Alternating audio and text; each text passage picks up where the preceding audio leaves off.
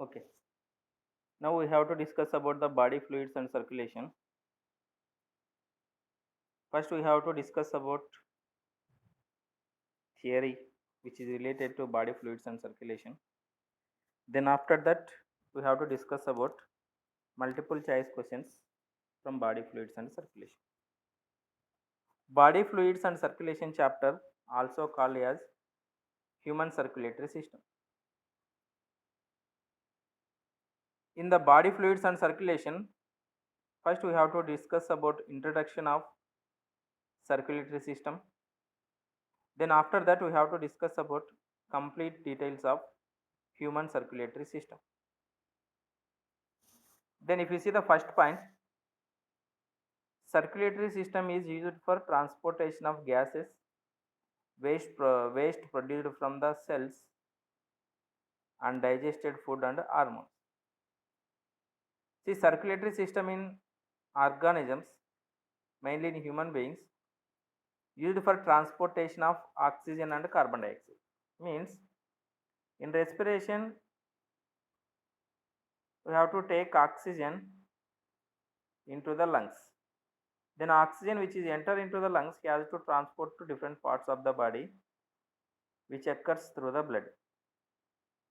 Next, if you see the carbon dioxide which is produced in cellular respiration of different parts of tissue. That carbon dioxide which formed in tissue has to enter into the lungs.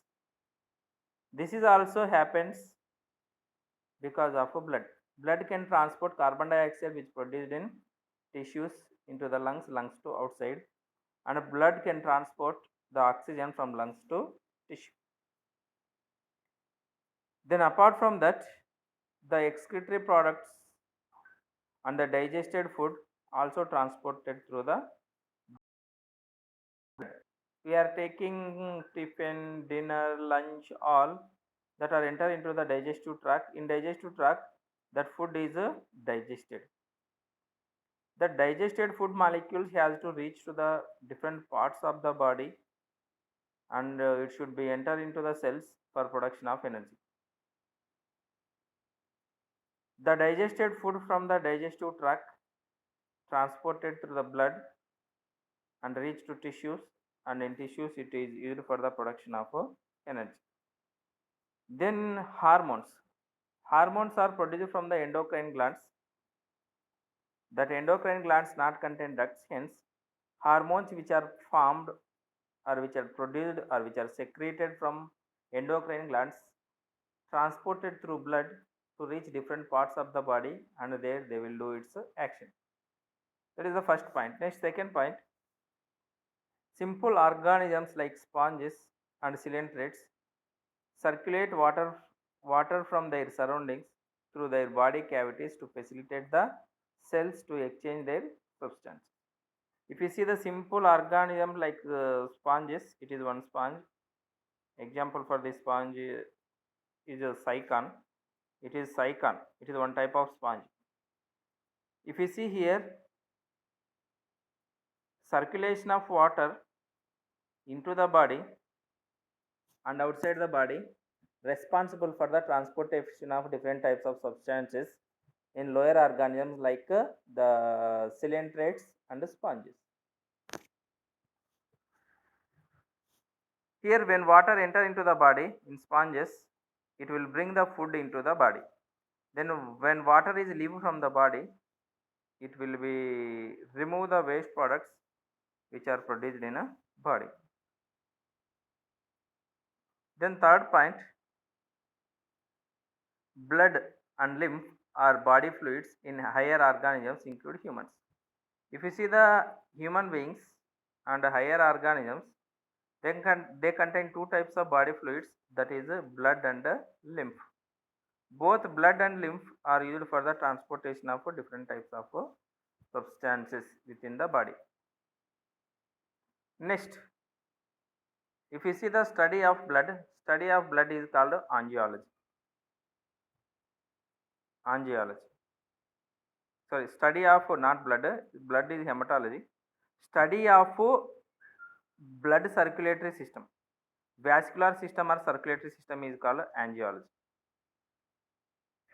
Here in the points, if I keep that dots, round dots, that points are related to NCRT, and this arrow marks except round, all marks are that are other than NCRT. The point which contain with a dot, small dot, which start with small dot, that are belongs to NCRT, and the points which will start other than the dots, those are not related to NCRT. Those are extra points that are used for only competitive exams.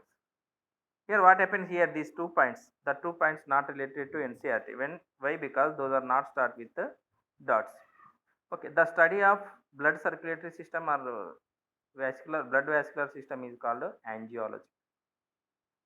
Then the father of angiology is William Harvey. William Harvey is called as father of angiology. He called heart as a pumping station of body. William Harvey called heart as a pumping station of a body. Then we will discuss about the complete details of blood. If you see the blood is specialized connective tissue which mainly contain plasma and formed elements. If you see blood mainly contain plasma and blood cells are formed elements. Blood cells are formed elements. Then these blood cells are three types: RBC, WBC and platelets. Here we have to discuss complete details of blood and its components. Then if you see the basic details of blood which contain the two components that are plasma and blood, formed elements are blood cells. Then the color of blood is red because of presence of hemoglobin in RBC. Blood is slightly alkaline compound. The pH of blood is approximately 7.4. It has approximately 7.4 pH.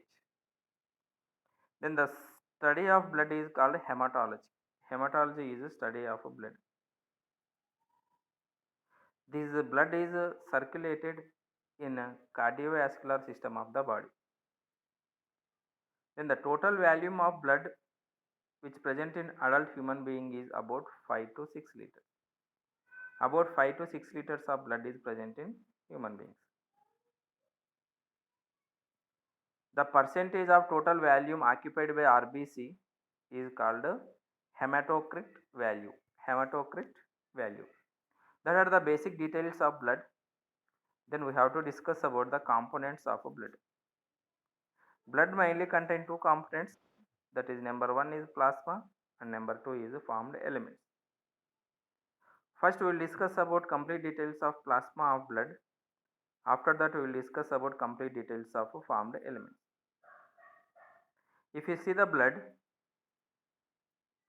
the 55% of blood contain plasma. Remaining 45% made with the formed elements. The plasma is fluid matrix which contain 90 to 92% of water. Plasma mainly made with water only, 90 to 92% of water, and remaining 6 to 8% of proteins or solutes we can see in the plasma. Again, plasma occupy 55% of volume of blood. Then this plasma made with 90 to 92% of water and 6 to 8% of proteins. The proteins which are present in the plasma are fibrinogen, globulins, albumins. The fibrinogen which is present in the blood is used for the clotting of blood. When there is injury to any part of our body, we can see the loss of blood. But that loss of blood is prevented within 2 to 3 minutes because of a formation of a clot on the wound. That clot is formed because of different types of blood clotting factors. The fibrinogen also one type of protein which is helpful for the blood clotting. Next, globulins, those are involved in defense mechanism. Means if any pathogen enter into the body, the globulins enter into the globulins formed in plasma goes and kill that pathogen. Antibodies also one type of globulin protein. Next, albumins. Albumins are smallest proteins, abundant proteins. Those are present in plasma that are helped for the maintenance of osmotic balance. Apart from these three types of proteins, the plasma also contains sodium, calcium, magnesium, bicarbonate, chloride ions, then glucose, amino acids, lipids, etc. Then factors for clotting of blood are called coagulation factors that are also present in the plasma. Plasma without the blood clotting factors are called serum. What is the difference between plasma and serum? Plasma without blood clotting factors is called serum. Then if you see the solutes for extra points or proteins which are present in the plasma, extra points if you observe means those are start with the arrow mark, not with the dots, means those are extra points. If you see extra points of the solutes, already I told lot of proteins are there that are plasma proteins, mineral salts, nutrients, gases, excretory waste, enzymes and hormones also present in the plasma. The plasma proteins include albumins, globulins, blood clotting proteins, fibrinogen, prothrombin, globulins, etc. Already we have discussed about the albumins, globulins and the fibrinogen. Then here prothrombin, also one type of clotting factors. Globulins already we have discussed. These globulins which are present in the blood plasma are formed in the lymph organs and the liver. Lymph organs and liver are formed the globulins. Then if you see extra points which are related to albumins, smallest protein is albumin. Smallest protein in plasma is albumin. It is most abundant protein. It is most abundant serum protein. Means high amount of protein which present in plasma is albumin only. The smallest protein which present in plasma also albumin only. Already we know function of albumin that is used for maintenance of colloidal osmotic pressure. When blood albumin levels are decreased, which result the edema. When albumin levels are decreased in the blood plasma, then which leads to one disease that is called edema. There we can see the accumulation of fluid in tissue. That is accumulation of fluids in tissue because of lack of maintenance of osmotic balance. Then if you see the globulins which are present in the plasma, that are mainly divided into three types: alpha, beta and gamma. Three types of globulin proteins are there: alpha, beta and gamma. Gamma globulin proteins are commonly called as immunoglobulins or antibodies. Gamma proteins commonly called as immunoglobulins or antibodies. Next,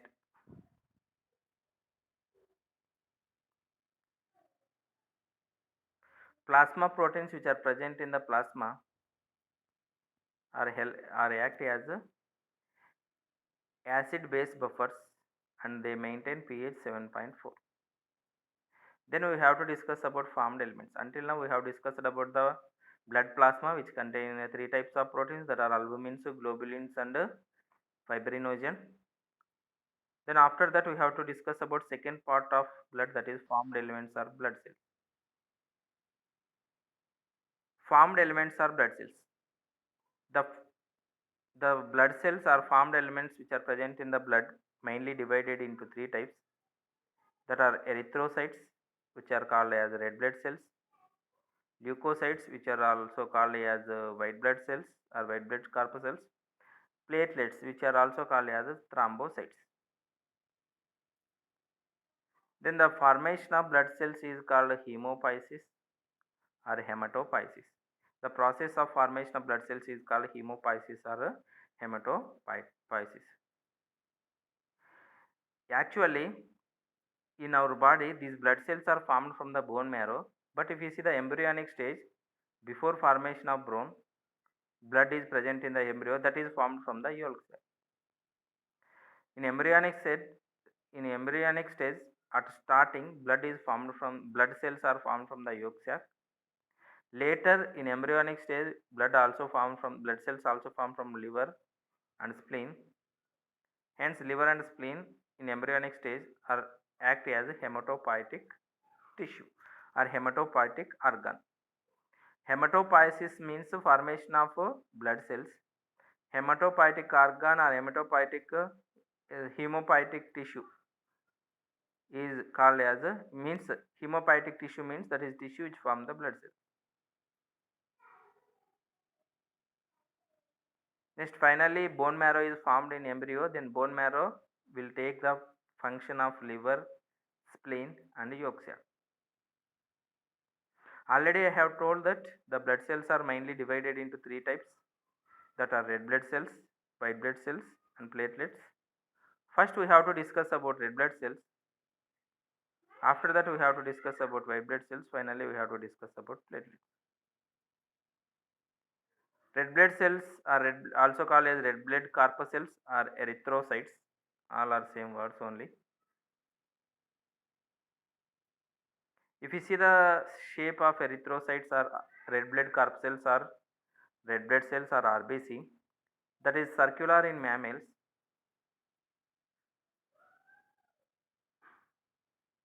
Next, those are in biconcave shape. Biconcave means deep at middle and surrounding swollen structures. Circular and biconcave shape. Biconcave shape. RBC is circular and biconcave shape. That circular biconcave shape will give large surface area that is used for the exchange of gases. Next, decrease in number of RBC.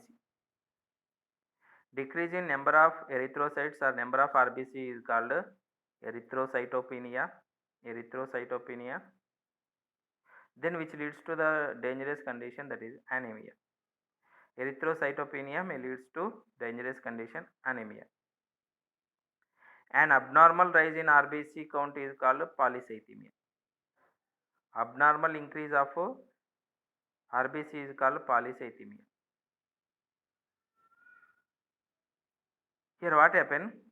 Decrease of number of RBC called erythrocytopenia, which leads to anemia. Anemia means decrease of RBC number and hemoglobin.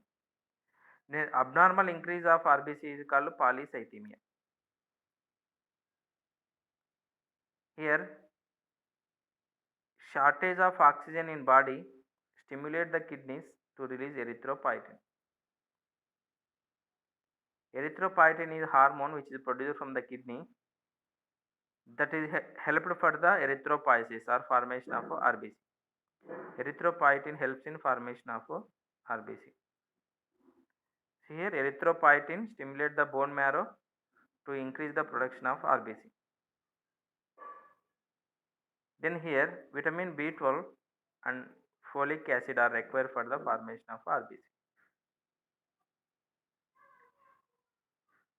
Then nucleus and other cell organelles are lost in reticulocyte stage of its development. During development, the RBC lost its nucleus. Hence, in mammals, the RBC is anucleate, means they not contain nucleus. Then, apart from the nucleus, RBC not contain the cell organelles. Why? Because to give more space for the hemoglobin.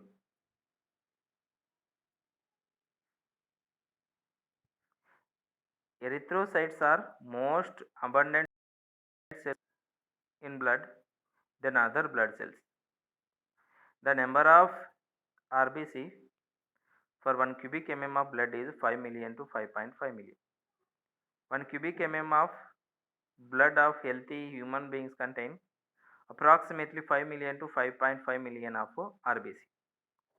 Then RBC is formed from the red bone marrow in adults. RBC not contain nucleus, already we know. Then the shape of RBC is biconcave. Then if you see the RBC, they contain red colored iron containing pigment, those are called hemoglobin. Because of presence of hemoglobin, they have red color, and because of red color, they call as red blood cells. Then if you see the healthy individual, which contain 12 to 16 grams of hemoglobin in 100 ml of blood. If the individual contain in between 12 to 16 grams of hemoglobin within 100 ml of blood, that is normal hemoglobin level, then few members may contain 9 grams per 100 ml, 8 grams per 100 ml. Okay, that indicate anemia. Less hemoglobin percentage in human body indicate the disease, that is called anemia. Then these hemoglobin molecule is play significant role in transportation of respiratory gas. Then the RBC has our average lifespan is 120 days. Then after completion of its lifespan, the old RBC goes and destroyed in spleen. Spleen is one type of large lymphatic organ that is also called as graveyard of RBC. Here you can understand that when human baby is in embryonic stage, spleen is used for production of RBC, but in adults, the spleen act as graveyard of RBC. Why? Because that old RBC come and destroy in the spleen. That is about the red blood cells.